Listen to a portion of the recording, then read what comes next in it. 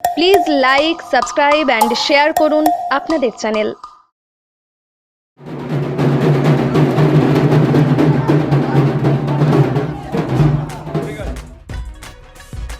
আসন্ন 2024 লোকসভা নির্বাচন উপলক্ষে আজ পালিত হল বর্ধমান দুর্গাপুর লোকসভা কেন্দ্রের ভারতীয় জনতা পার্টির প্রার্থী দিলীপ ঘোষের ভাতার বিধানসভা কর্মসূচি। এদিন বিজেপি নেতা মহেন্দ্রনাথ কোনার জানান, পশ্চিমবঙ্গ বিজেপি মানে দিলীপ ঘোষ, এটা মানুষের মনে ঢুকে আছে। পশ্চিমবঙ্গে বিজেপির উত্থানের মূল কাণ্ডারি হলেন দিলীপ ঘোষ। আমাদের এই প্রার্থী সকল কর্মীদের মনোবল বৃদ্ধি করেছে। 42টা কেন্দ্রের মধ্যে সবথেকে মজবুত প্রার্থী হলেন দিলীপ ঘোষ। দিলীপ ঘোষ এবারে 1 লক্ষ থেকে 2 লক্ষ ভোটে জিতবে। তৃণমূল মানে চোর, মন্ত্রীরা জেলে, হেভিওয়েট নেতারা জেলে।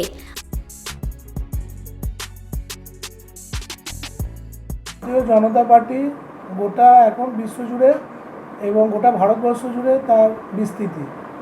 মাননীয় প্রধানমন্ত্রী নরেন্দ্র মোদী আমাদের যাকে এখানে প্রার্থী করেছেন বর্ধমান দুর্গাপুর কেন্দ্রে, তিনি একজন হেভিওয়েট প্রার্থী দিলীপ ঘোষ। মাননীয় দিলীপ ঘোষ 2016 সাল থেকে আমাদের রাজ্য সভাপতি ছিলেন। আমাদের বাঙালিদের আবেগ সমস্ত কিছু তার মধ্যে জড়িয়ে আছে। পশ্চিমবঙ্গে বিজেপি মানে দিলীপ ঘোষ, এটা মানুষের মনের মধ্যে ঢুকে আছে। আর 2026 সাল থেকে এই 24 সাল অবধি যেটুকু বিজেপি উঠেছে, উত্থান 2016 সালে, 2019 সালে এমপি ভোটে 18টা সিট, 21 সালে 77টা আপনার এমএলএ, সব কিছুই ওনার হাত দিয়ে এসছে। তো উনি একটা ভিত আমাদের, ওনার এই মানে আমাদের এখানে প্রার্থী, এটা আমাদের মনোবল প্রচণ্ড বাড়িয়েছে এবং এটা হেভিওয়েট প্রার্থী। 42টা কেন্দ্রের মধ্যে সব থেকে মজবুত প্রার্থী হচ্ছে মাননীয় দিলীপ ঘোষ। কারণ আপনারা সেটা দেখতে পাচ্ছেন, যবে থেকে উনি প্রার্থী ঘোষণা হয়েছেন, প্রেস মিডিয়া সব বর্ধমানে পড়ে আছে। 42 জন প্রার্থী পেছনে ছুটছে না, ছুটছে দিলীপ ঘোষের পেছনে। সবাই চাইছে দিলীপ ঘোষ জিতবে এবং 1 লক্ষ থেকে 2 লক্ষ ভোটে জিতবে এবং সাধারণ মানুষ স্বতঃস্ফূর্তভাবে সাড়া দিয়েছে। গোটা ভাতারবাসী আজকে নেমে গিয়েছিল। গৌড়ে কালীবাড়ি আমাদের 1 নম্বর মণ্ডল শুরু, ভাতার বিধানসভা, সেইখান থেকে বাইক র্যালি করে আমরা এসেছি।